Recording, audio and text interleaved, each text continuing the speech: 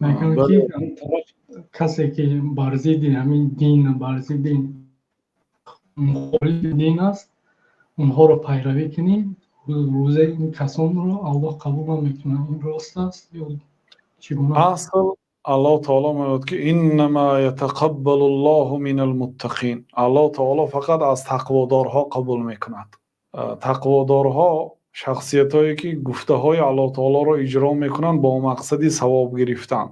مثلا روزه میدارید با مقصدی ثواب گرفتن و با مقصدی دریافت رازگی الله تعالی، نه با مقصدی خراب شدن یا با مقصدی شفا یافتن. چون که روزه خیلی بیماری هایی که در مدت 11 ماه جمع شده است و نه حرکت میکند که بیمار شوم، گفته که ماه رمضان میبیاد که روزه میدارید همش از بین میرد، گداخته میشد، آب میشود، حل میشود و از بین میرود به شرافت روزه.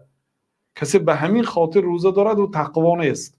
یا آدم عرق نمیخورد برای آنکه پولش کم است، پول میداشت عرق میخورد، پول میداشت گناه میکرد، از سبب پول نداشتنش نکرده ایستاده است. میخواهد که کند لیکن پول نیافته، اگر حاضر پول میافت میکرد. این آدم تقوا نیست، این از گناه خودداری کرده ایستاده است، نه به خاطر الله، نه به خاطر ترس عذاب الله تعالی. یعنی تقوا آن آدمی که عملهای صالح را اجرا میکند به خاطر نزدیک شدن به الله تعالی با علم، یعنی علم دارد که همین امر شریعت است. اینچنین از من کرده های الله تعالی دور می ایستد با علم، میداند که الله همین چیز حرام کرده است، خودداری میکند با مقصدی ترس از عذاب الله تعالی. همین آدم به تقوا از همین آدم قبول میکنه الله. این کلمه بسیار جامع هست. این فقط یک دو مثالی که شما آوردید اونها نه، این همه را در بر میگیرد. بنابراین بعضی علماهای پیش گذشته میگفتند که اگر من دانم که یک عملم را الله تعالی قبول کرده است به همون عملم تکیه میکردم، یعنی به امید همون عملم میشدم که الله به امید به شرافت همون عمل به سبب همون عمل مرا انشاءالله واردی بهشت میکند تکیه میکردم. لیکن از کجا میدانیم که کدام عملی ما قبول است؟ بنابراین بعضی علما کتاب‌های نوشتن که کتاباشون از مشرق تا مغرب آدم‌ها میخواند. هیچ کس عالم نمیشه تا همون کتاب نخونید.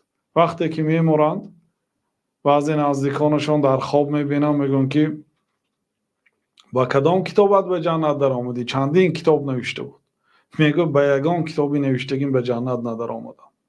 و بعضی پیرزنهای محله سوره فاتحه تعلیم داده بودم، سوره فاتحه شون گوش کردم، خطاگیهاش اصلاح کردم. یعنی یه مراتبه یک کمپیر میگه که بچه‌ام میگه سوره فاتحه را خوانم یه بار خطاگیهامو اصلاح کنید.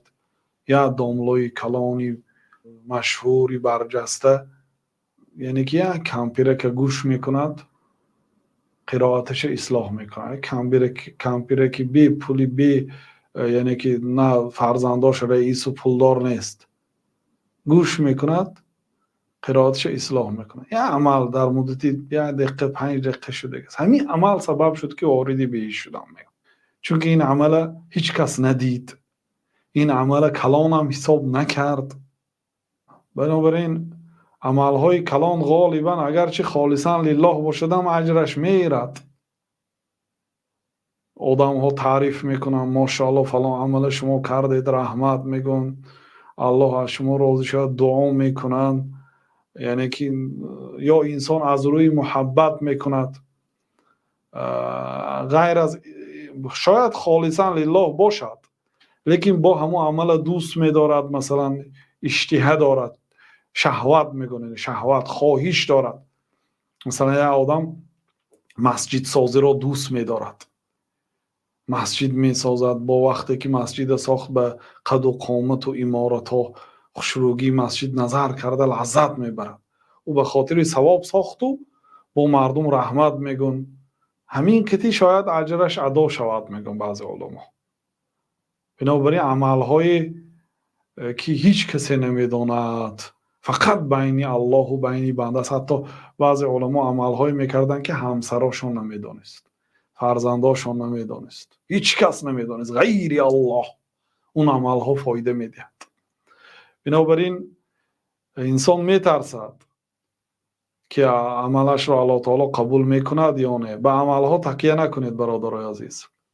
برای عملها وقتی که الله تعالی فرمانده است ما وظیفه دار هستیم که اجرا کنیم و از الله تعالی امید میکنیم و دعا میکنیم که قبول کند.